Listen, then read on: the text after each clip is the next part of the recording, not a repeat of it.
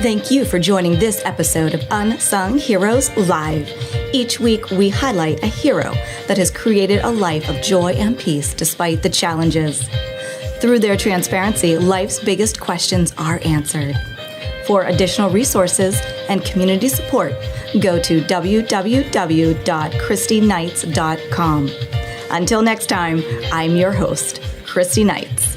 Be real, be raw, just be the hero that you are. Good afternoon. It is great to be with you again. Thank you for joining us at Unsung Heroes Live. My name is Christy Knights, and I am the founder of iRise Leadership Institute and a psychotherapist in private practice. Boy, do I have an amazing guest today. I cannot wait for you to meet a dear friend of mine. My dear friend's name is Leon, and I met him just a few weeks ago, and he really just rocked my world. He is an incredible man with an incredible story that will change your life. So take a seat, relax, enjoy our time together as you get to know Leon. Welcome, Leon. How are you today? I'm doing well. Thank you, Christy. How are you? I'm doing well. Thank you. I appreciate you being on the show today. Not a problem. So talk to me a little bit about where you're at now, what you're doing, and how you got there. I guess I should start with how I got here. I'm an Idahoan by nature, and therefore I'm kind of out of place everywhere I go unless I'm in Idaho. So I brought my family out here, and recently I've taken to interest to be able to help achieve what you are achieving, and that is breaking stigma around mental health, in particular around suicide. Since that is something I have dealt with most of my life. Wow, that is so powerful. What has prompted you to really want to work in this area? You said that you have been suicidal in the past yourself? Oh, yeah. I was bullied as a youth, quite a bit, actually. It had a lot to do with my health. I had had some struggles with weight issues. I had been the skinniest kid in my class until about third grade, and then I had a thyroid issue is what they told me, and I blossomed, if you will, into being the second heaviest kid in my class within a year and a half. So I dealt with all kinds of issues from that. Friends changed, friends came and go. Usually the friends weren't friends and were just after what they thought they could get from me. And so just kind of led to a lot of just name calling, general neglect, that kind of thing. Yeah. So share with me about how old were you then? I would have been probably around 8 or 9. Oh, you were so young. How did you deal with the bullying at that time? I retreated a lot. I gained a stronger relationship with my own mother. She understood what I was going through. She had issues in her past, and she was always there for me to talk to and to reason with. And in a lot of ways, until she passed away in 2009, she was kind of where I always had to turn to. Okay. Were you able to turn to the school? I would say pretty much no. I had really good teachers. It was a small town, about 1,200 people total. So they all knew me pretty well, and I guess they just assumed that I was handling things or that my parents were doing a good job of it. And I just kind of went through the motions. It wasn't until I was in high school where an actual guidance counselor kind of befriended me and helped me out a little bit and get through high school. But yeah, I wouldn't say the school did a whole lot up until then. Okay. That's unfortunate, and we see that often. I think it's still partly an issue today in the schools, although we do have many more anti-bullying programs. I think oftentimes schools do not know how to handle suicidal thoughts, suicidal ideation, or the stressors that come with a child who is being bullied or the bully themselves. So, that was at 8 or 9. When was the first time that you experienced having thoughts of suicide? Well, when I was a freshman in high school, I had been planning on following in my dad's footsteps. He had a grocery business, and it was actually one of the strongest businesses in the area for many miles. It was just under West Yellowstone National Park, so it was in a great area too.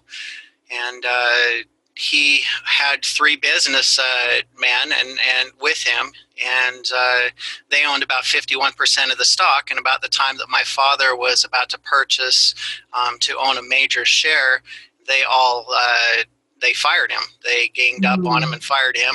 And so he got to sit on the sidelines, not manage his store anymore, and watch as it became in the red like almost immediately, because again, it's a small town.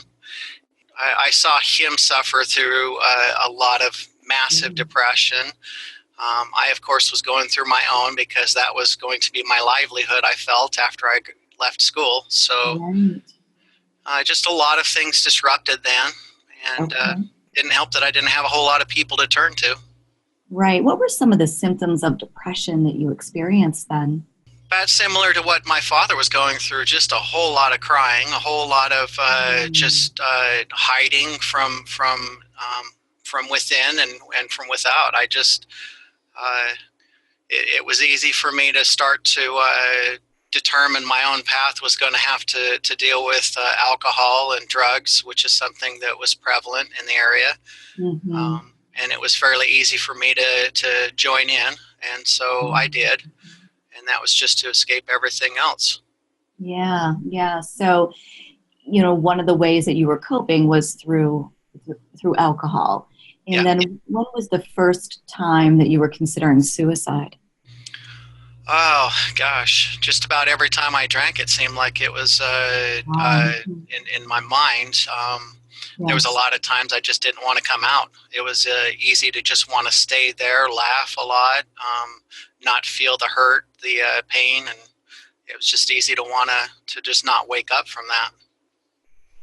Absolutely. And most often, as you know, in your research and your studies, which we will get to, people who have suicidal thoughts or attempt suicide oftentimes don't have that desire to die, just to escape the pain. That's true. Yep. That's what I hear you saying during that time. You're just looking for a way to escape that pain of depression. Yep, that's exactly it.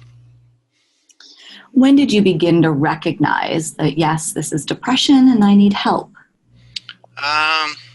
Gosh, it probably, I don't know. It was such a blur. I would say that from probably around age 14 till age 23 was pretty much just reckless behavior, reckless living, doing whatever I could to avoid anything. Often it was just moving from place to place, just avoiding home, the hometown I grew up in. Yes. And so, I mean, it took me from Vegas to Boise to a couple semesters at University of Idaho, where all I did was partied there. And I mean, like I said, it was pretty much just wasted years for a long time. Looking back on those years, what did you learn about yourself? Well, obviously, I've learned in particular that running away from a problem doesn't ever solve it. It becomes it becomes part of you, and the problem becomes what defines you the more you run away from it. And I can't say that it was easy to mature past that. It was something that I think it took a lot of intervention. Probably the chief intervention beyond my parents was when I met my wife. So that was huge for me. Absolutely. How old were you when you met your wife? I was about 23, 24-ish. Yeah, we got married when I was 27, and I, at that time, had made commitments that I was not going to pursue the drinking and the drugging anymore. It was something that we were both set on, and that has been actually very, very helpful to me to not have that to run to, but it has not stopped the issues that I've had, of course. Right. Okay. So that relationship for you with your wife was really pivotal in your course of healing. Yes. Yep. She has been pretty much everything to me. How long have you been together now? We just celebrated 22 full years just a few months ago, so we've been together a while. Congratulations. That is amazing. Thank you. Through those years, were there other times that you had thought about suicide or attempted suicide? Not for a long time. We had 5 wonderful children, all from Rexburg, Idaho's hospital, and Wow. 5 tries for a girl, and 5 boys came along, and Wonderful. yeah.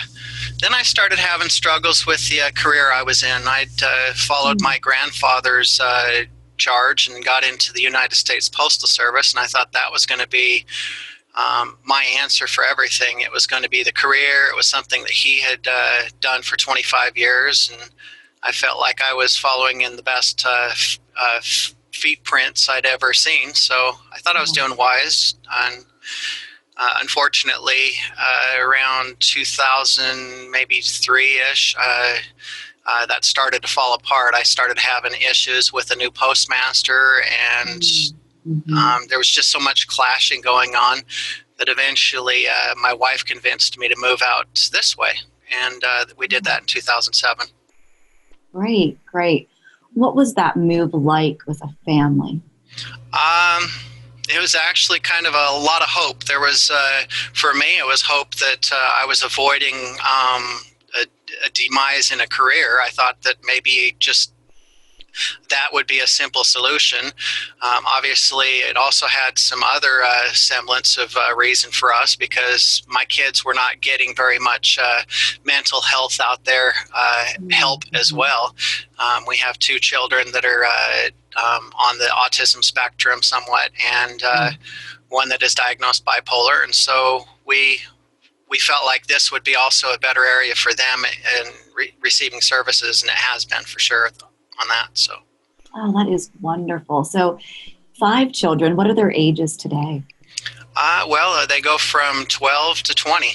Wow, that's incredible.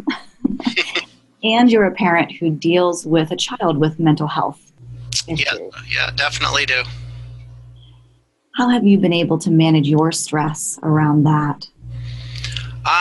Well, again, I give pretty much a predominant share of the credit to my wife. She chose to stay at home.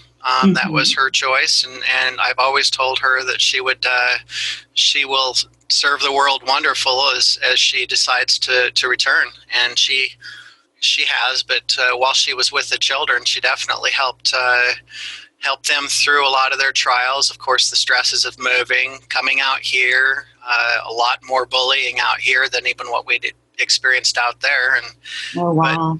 but at least the mental health services and the wraparound and things like that have been monumental in helping our kids along. Yes. So reaching out for services and surrounding them with services has been really useful for you. Yes, it has. Has any of your children struggled with anxiety or depression?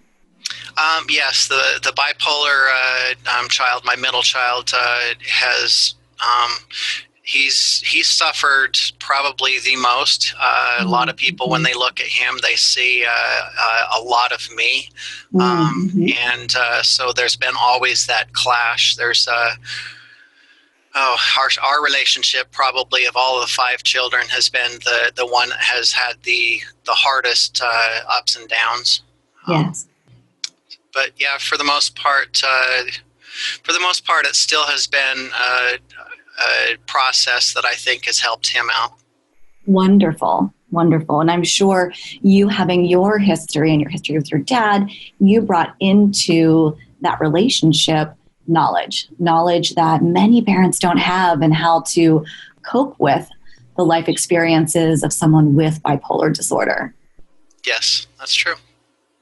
How have you risen from a place of darkness to be able to experience joy in your life? Well, a lot of that has had to do with my faith. I have very staunch faith that that has been given me from my parents, but I've chosen to follow suit and learn on my own. Just realizing that we can be broken, but yet it's all an achievement at the end, that we overcome, and there's something worth overcoming for. And so for me, it's been just having the knowledge that everything is just for a season. Yes, yes. And your faith, being able to keep it in perspective and then having that faith, sounds like it has just been an anchor for you. In what ways do you use your faith on a daily basis to help and support? Well, that's funny you should mention that, because a lot of times I can, I'll be just thinking about something I've read or something I've learned in the past, and it will take on a whole new form. The other day I was thinking about a parable that I had remembered for the longest time, and it was always...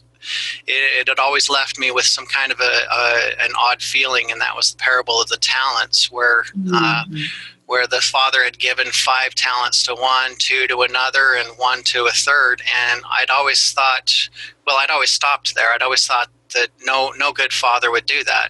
No good father would give 5 and then 2 and then 1. Right. And so I was thinking about that a couple nights ago, and all of a sudden it just it hit me. What if this is actually what we make of life? What if the person with 5 talents literally is just given a lot more opportunities, pursues a lot more opportunities, and just is successful with those? What if that person with 2 has a few less opportunities, maybe grew up in a lower status area? And what if that person with 1 just never saw themselves as having much and decided to hide it, such as a suicidal person hides everything that they're about so that they can avoid the onrush of feelings that come with it. And so a lot of times we just persevere, we pursue, and then we still end up suffering. But one of the aspects of it is if you don't hide yourself, and if you manage, at the end it sounds like you'll receive everything that the 5 and the 2 received. So just don't hide. I absolutely love that. I think that is so powerful. It gave me chills, Leon. Thank you so much for sharing that insight and that wisdom. Thank you. What are some of the common myths that you've experienced with your diagnosis? And if you could share that with our audience too, that would be great.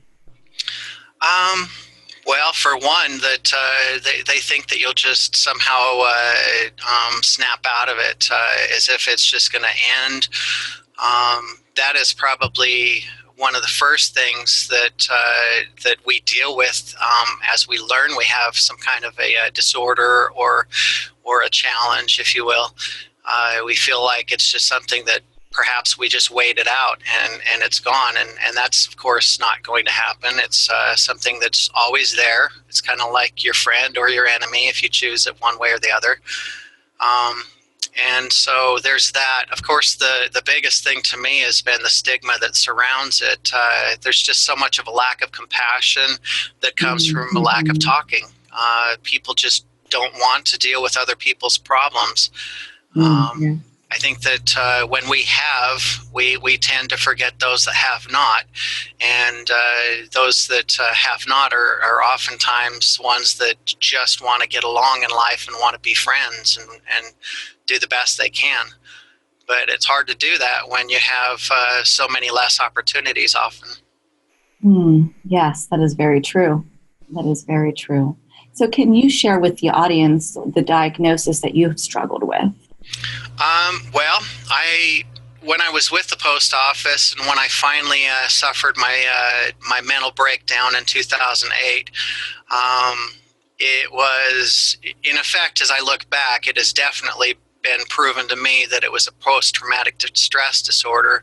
However, because I was in a federal institution and because it was much better to make me look worse than they, I was diagnosed agoraphobic by their doctors, and so that made it sound as if I was completely cracked and broken, and it wasn't something that was caused from within.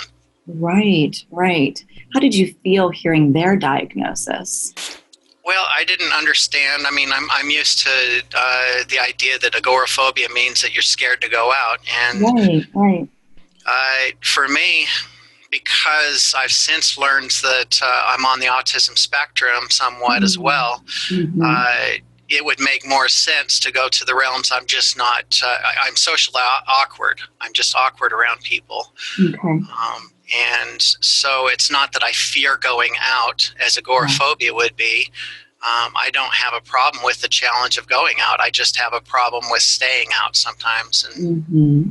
so it just didn't resound to me. It seemed like it was Right. more of another slam, another thing that would put me down. And Yes. so then I suffered another mental breakdown 2 years later. So.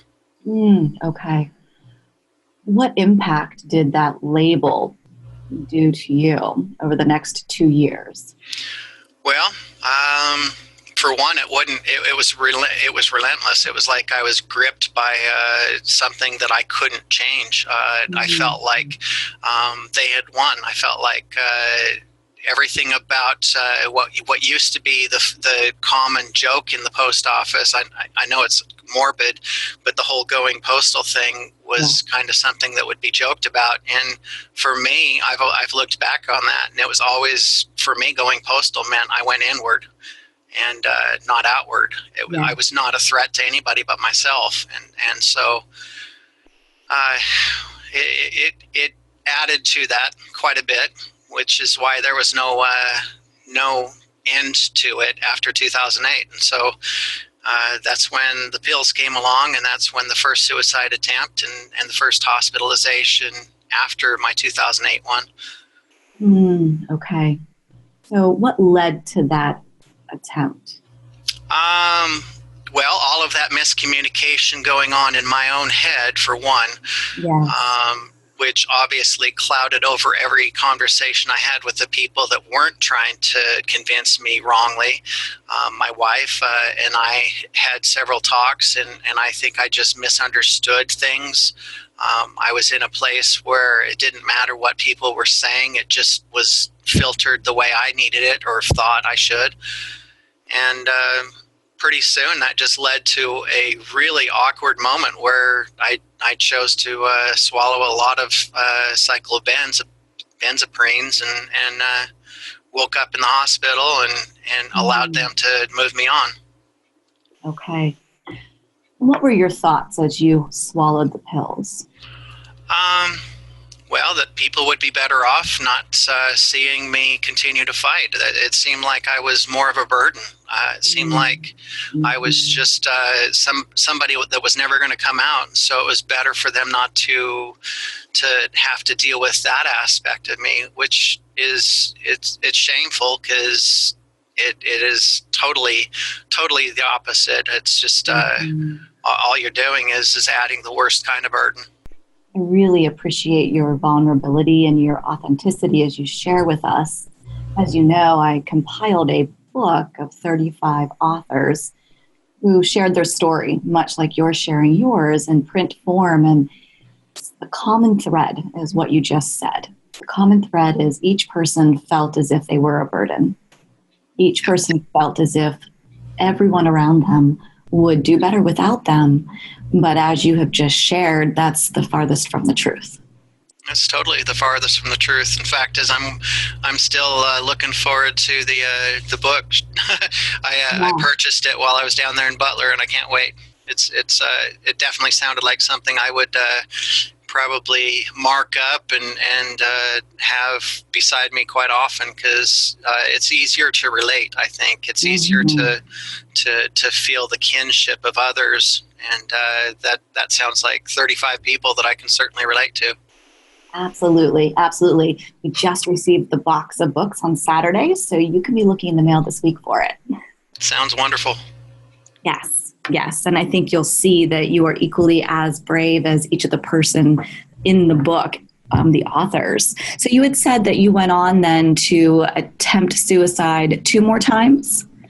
Actually, I attempted one other time, it was where I was caught with a plan is what it was. So I didn't actually get to fulfill it, which is probably good considering this was going to not be pills. This was going to be an actual knife. So, yeah, I had started an ideation. I'd started dwelling on a certain knife that we had in the house. It was pretty color blue, and it was real easy for me to focus on that being the one. And so I was caught in the middle of that, and that's a good thing because that's when I finally hit the bottom, if you will, and that's when things really did change.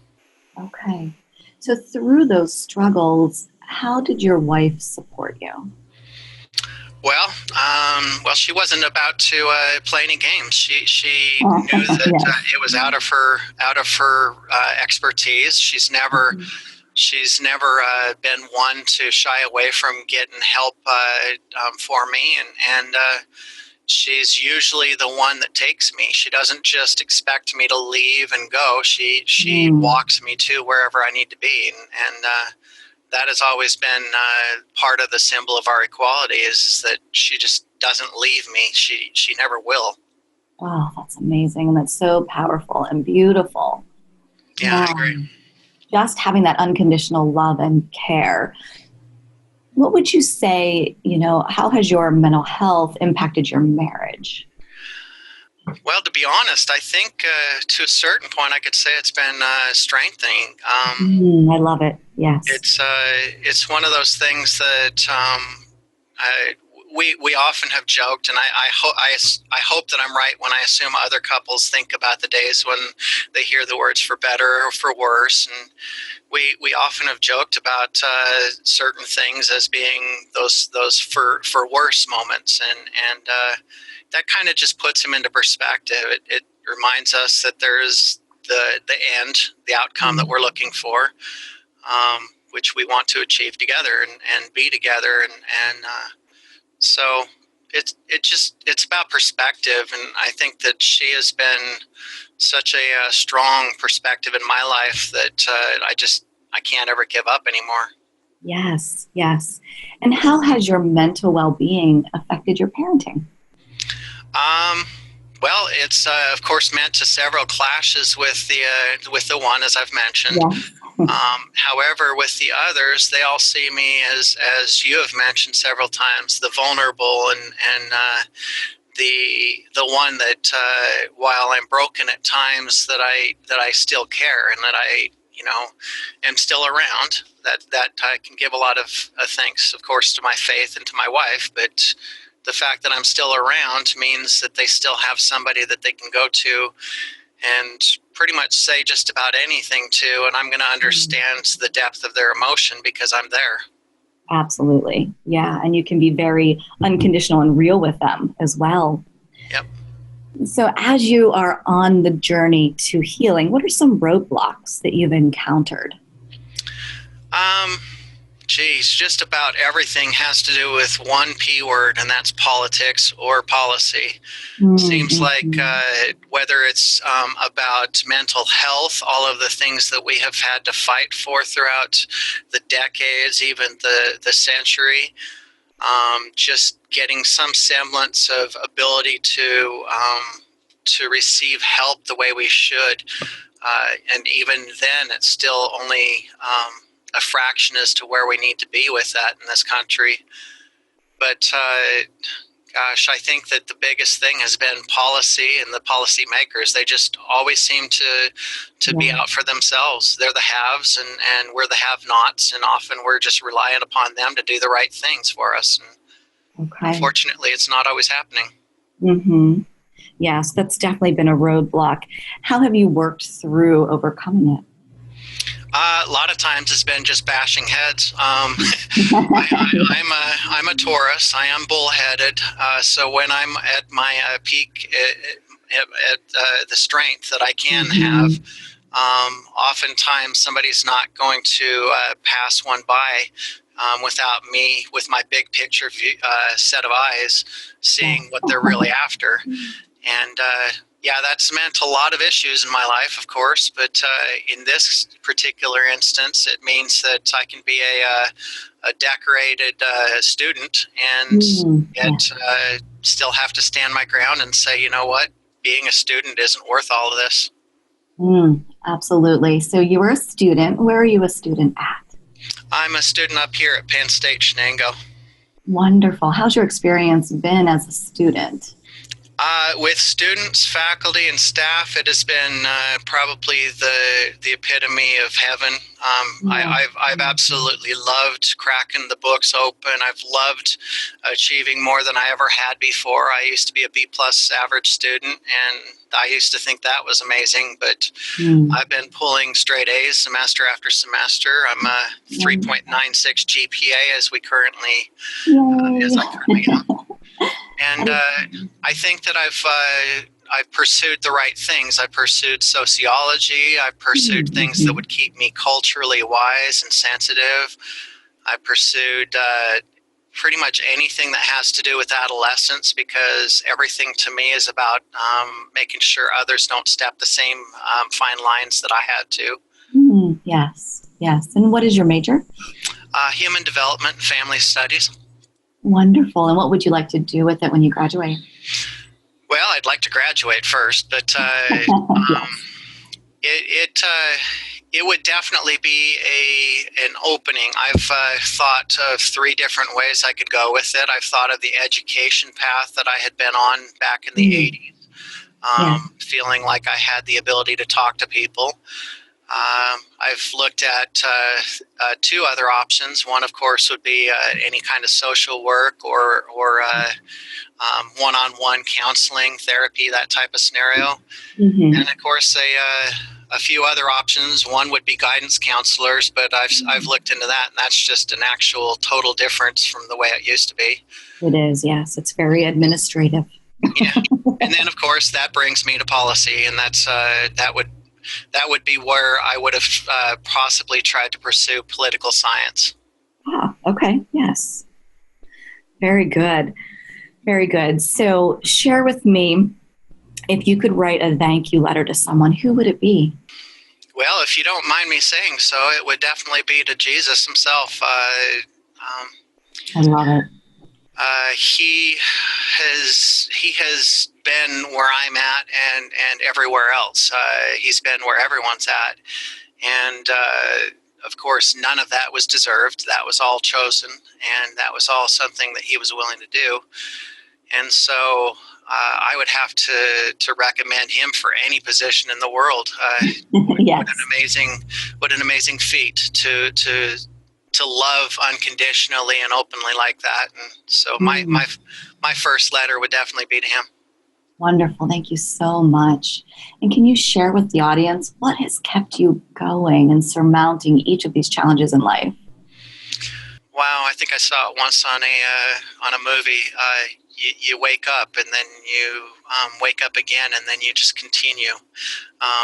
Can't remember the movie, but I remember just sitting there going, wow, that's really profound and deep. That's kind of what you do in this life until you're done. It's kind of like enduring. You just endure it, and for some reason, it's always through the endurance that you end up stronger and wiser and helpful and all of those. So as much as we hate to go through the trials, it's what makes us who we are, and the better version of that.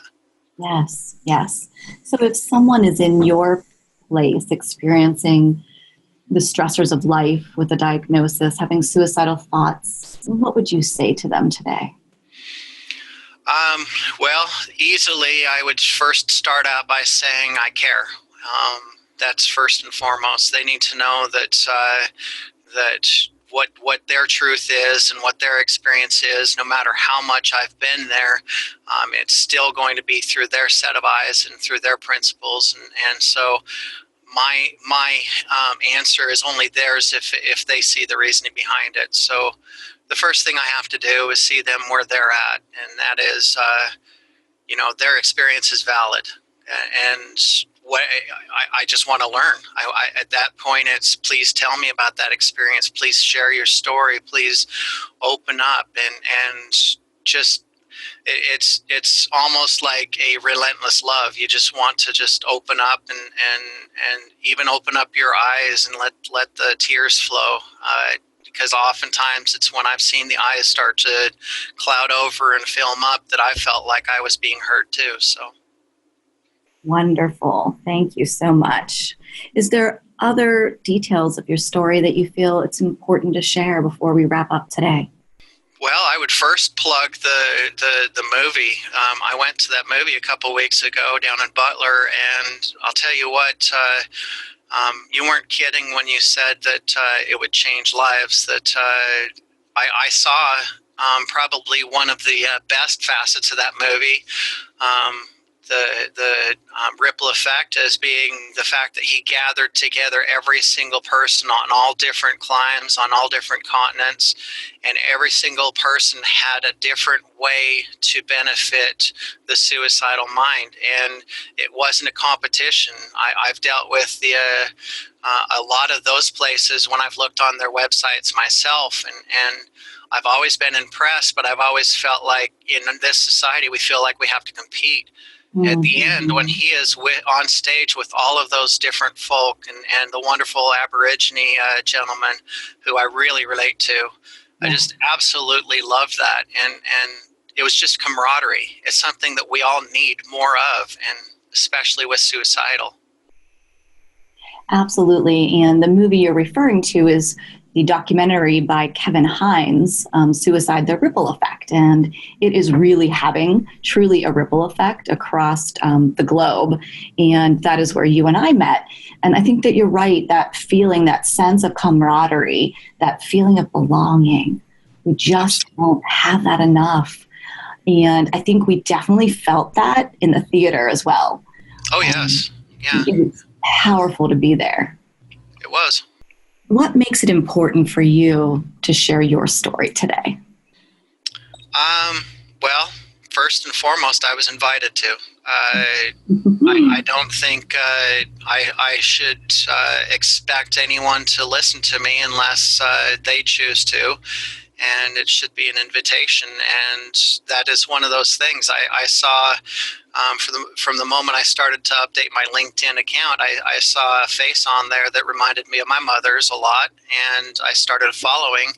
And then I attended a special movie premiere. I got to know that person, and I see why the feeling was just right. It's worth following up on what you feel, and I just see a lot of what you are able to accomplish and what you are accomplishing, and you know it's kind of hard to not want to just be part of that movement. Wonderful. Well, thank you so much for your story. You are truly a hero.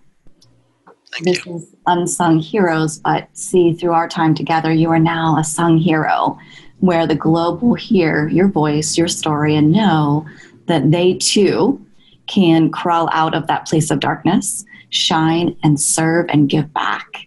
And so I am so grateful for you, Leon. I'm so grateful for your life and all the lives you will touch in the future by your survival. That's what I'm hoping. That is everything right now. Absolutely. Well, thank you so much for joining us. And thank you, audience, for joining Unsung Heroes. And again, my name is Christy Knights. I am your host of Unsung Heroes Alive podcast, where every story saves a life.